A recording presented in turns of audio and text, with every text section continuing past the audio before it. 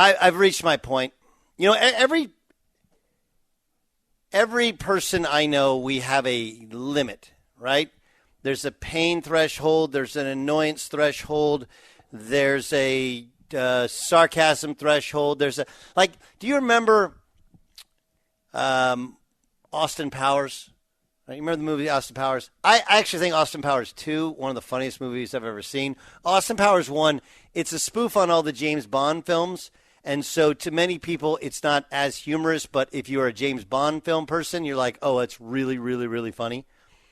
But I think it's in Austin Powers 3 where, and maybe in 2 as well, where he gets to he makes the 3 funny quips and then, okay, that's it. We move on, right?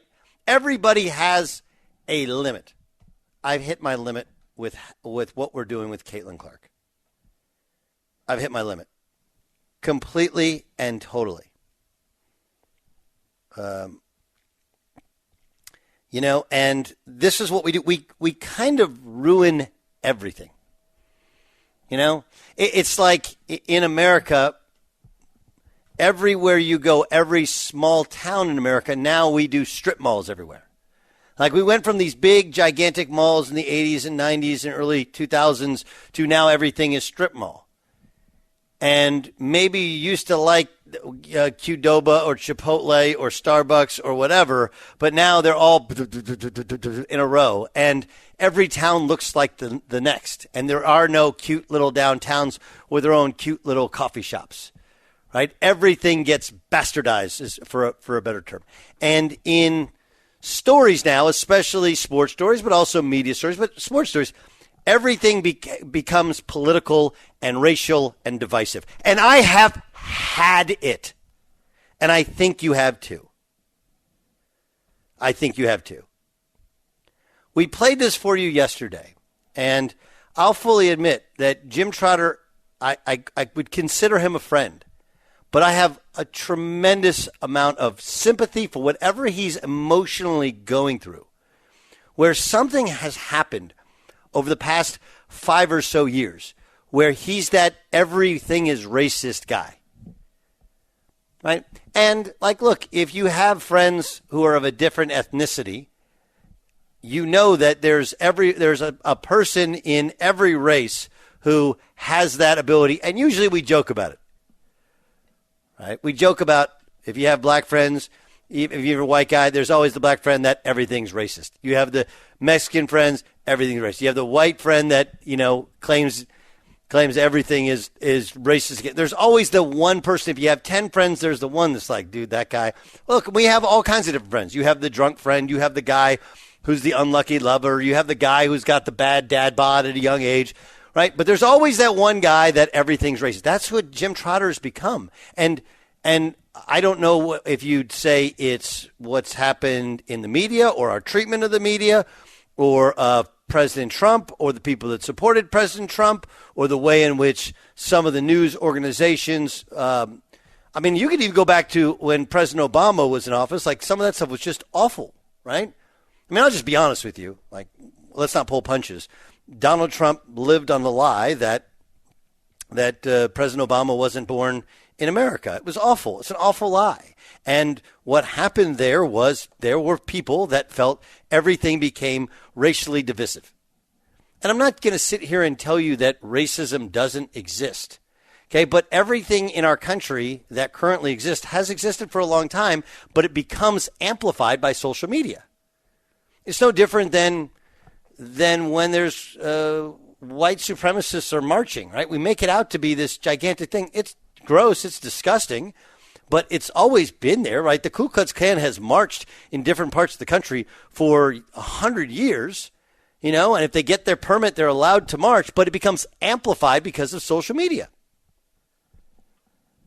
Right? Same thing with the gay pride parades, right? Those have always existed. Those have existed. They're amplified because of social media. But whatever has happened to a gentleman like Jim Trotter, he was a gentleman.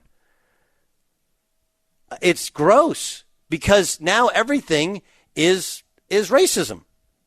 And the perfect example of that is what happened yesterday with Caitlin Clark.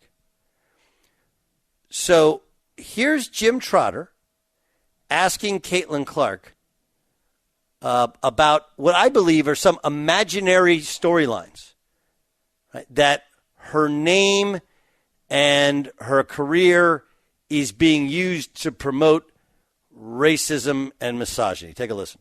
I wonder from your standpoint how you feel about people using your name in whatever culture wars or whatever wars they're fighting. How do you feel about that? It's not something I can control, so I don't put too much thought and time into thinking about things like that, and to be honest, I don't see a lot of it. But I understand your focus, but I'm just curious though, are you bothered that folks would attempt to weaponize your name in whatever fight they're fighting? No, I don't see it. That's not where my focus is. My focus is here and on basketball, and that's where it needs to be, and that's where it has been, and I'm just trying to get better on a daily basis. Jim, she doesn't want to talk about it. And you know what? You have just as much right to speak your mind as you do to not say anything at all. I don't want to be political. I just want to play basketball. You're making none of this fun. And look, I'm a defender of many of the tactics of these women as not being racially based. But the more and more I see, the more and more I read, the more and more I hear, I realize that might not always be the case. The point is that if you point out the 30 greatest women's basketball players of all time, it's really divided among racial lines. There's just as many good white women as there are black women. Right? And even recently, Sabrina Ionescu was popular, not to the level of Caitlin Clark, but popular, has her own shoe. It's actually, I believe, one of the top-selling, if not the top-selling shoe at Nike. But there was no venom directed there. No venom directed at Kelsey Plum. Only venom directed, they're both white, by the way, only venom directed at Caitlin Clark. Why? Because she's popular. And this is what it really comes down to. Okay? Life is a popularity contest, and sometimes we don't know why. Does her race play a factor? Maybe, but again, it's hard to make that correlation when Sabrina and Kelsey Plum were just as successful just a couple years ago, and they're the same race. Does it have to do with looks? I don't know. Like Sabrina and her, they look kind of same. Kelsey Plum's pretty too. Like they're all relatively attractive white women, and there's I don't know. Angel Reese is a beautiful young black woman. Like, I don't think it has to do with being pretty. Does it have to do with location? Probably some. Does it have to do with sexuality? Maybe. I think that the only thing that separates her is she's crazy popular and nobody likes you. And what happens when people don't like you and you're immature or you've never faced any sort of criticism before is you lash out and you blame other people. You blame other people. And I would love for anyone to tell me who are these imaginary people who are using Caitlin Clark's name to justify racism, bigotry, misogyny, xenophobia, homophobia, and intersectionalities of them all. That's, by the way, what Dejanay Carrington posted on her social Carrington posted on her social media. Dog, how can you not be bothered? Like, what am I bothered by? She said she just wants to play basketball. She's not on social media. What are you even talking about? I'm really struggling with this one because it really, really upsets me. There are zero negatives to the Caitlin Clark story. None.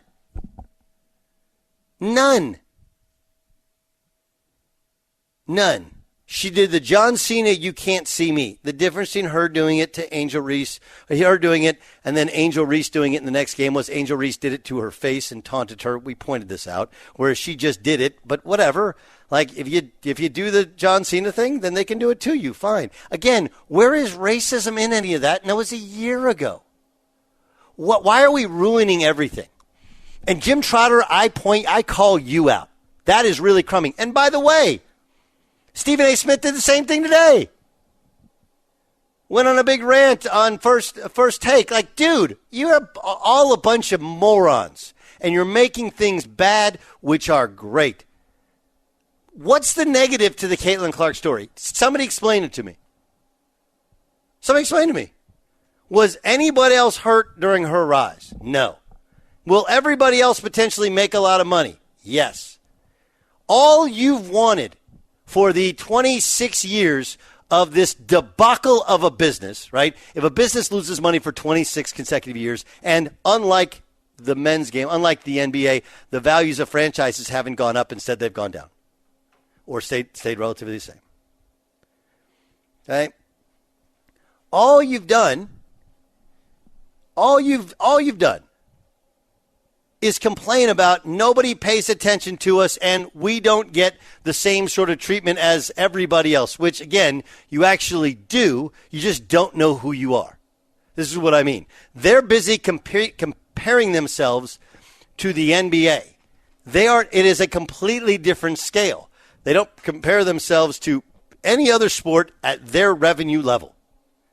If they did, they would be like, man, we're on ESPN and ABC. Why is that? Well, because it's summer programming that they're jamming in there. But it's just I'm so disgusted by it. And then Caitlin Clark, remember, she said, hey, I just want to play basketball. And then Jim Trotter asked her a second question. So he doubles down. So then before the game, and this, I call it the WNBA on this one. She answered the question. Then they put her out there. Then they're shooting around before the game. And there's no WNBA or Indiana Fever PR person to simply say, like, hey, she answered the question, man. Take a listen to this question where the reporter says, I know you just wanted to keep it basketball, and I respect that. And then he asks another question, which, by the way, means you don't actually respect that. Take a listen. Caitlin, I know you mentioned that, you want to focus straight on basketball. We definitely respect that. When, just to ask you directly, when people use your name for racism, misogyny, whatever, what is your response to that specifically? Yeah, I think it's disappointing. I think, everybody in our world, deserves the same amount of respect. The women on our league deserve the same amount of respect. So people should not be using my name to push those agendas. It's disappointing. It's not acceptable. But yeah, I mean, this league is a league I grew up admiring and wanting to be a part of. Like, some of the women in this league were my biggest idols and role models growing up and helped me want to achieve this moment right here that I get to play in every single night. So just treating every single woman in this league with the same amount of respect, I think, is just a basic human thing that everybody should do. Like, just be a kind person and treat them, how you would want to be treated. And I think it's, very simple. Yeah. I mean, it was a non-answer answer. But here's the thing. Jay Stu, can you point to any place where her name is being used to promote racism, misogyny, and any of the other things that we're being told it's being used for? I'm not aware that exists. Well, I mean, I don't know. I don't know if it's fair to put me on the spot like that. I can't speak for any internet trolls. I can't speak for what certain players get from losers online. But I can say this, that I would love for these reporters, before they assume that it's happening, or before their question insinuates that it's rampant and that it's all over the place. I would love for the reporters that ask these questions to give examples. What exactly are you referring to? Just to use like these terms like, your name is an avatar for hate, your name is an avatar for misogyny. How do you feel about that? Like, there's a certain assumption in those questions that it's everywhere and everyone knows about it. And that's what bothers me about this. But I'm guessing anything online could be used into something racist and misogynistic. I'm guessing it happens in the worst, deepest parts of Twitter. But I need those examples. Like, bring those examples to light. I would like to see them. Does anybody know? Buyer, do you know any of these examples? No, not that I can think of. Yeah, we're doing this. We're doing this at some point in time where none of it exists. None of it exists. None of that exists. I'm not willing to say that. Well, again, it doesn't exist in the reputable mainstream world of the media. It doesn't. Like, again, that's the This is an issue with social media where we make people who just want to tweet stuff, somehow their opinions become valid, and they're just not. Again, I'm not saying none of it exists, but it doesn't exist on anything that matters. And continuing to badger her and make her, like, take some sort of stand. Like, what are we doing? We've completely lost sense, and I don't know who the troll is with the second question, but this is not okay for Jim Trotter. Like, dude, you've been in this business a long time. She said, I just want to keep it to basketball, and then you're like, that's not good enough, and then some other stoolie comes out there. It's just awful. We've ruined something really cool, and every person I know that's in sports business thinks leaving her off the Olympic team is among the dumbest business decisions ever made. It is new Coke level of idiocy. And if you don't know about new Coke, just Google it. You can see it's one of the dumbest decisions in the history of business. It's having the Chevy Nova sell in Mexico. Nova means no go. That's how dumb it is. But we just do this. We just ruin stuff. We bastardize things. You know? I'm so irritated by it because I love sports and I like sports banter. But this is one to which if you always retreat to that's racist, everybody's racist, misogynist, like what? What in the actual heck is going on here?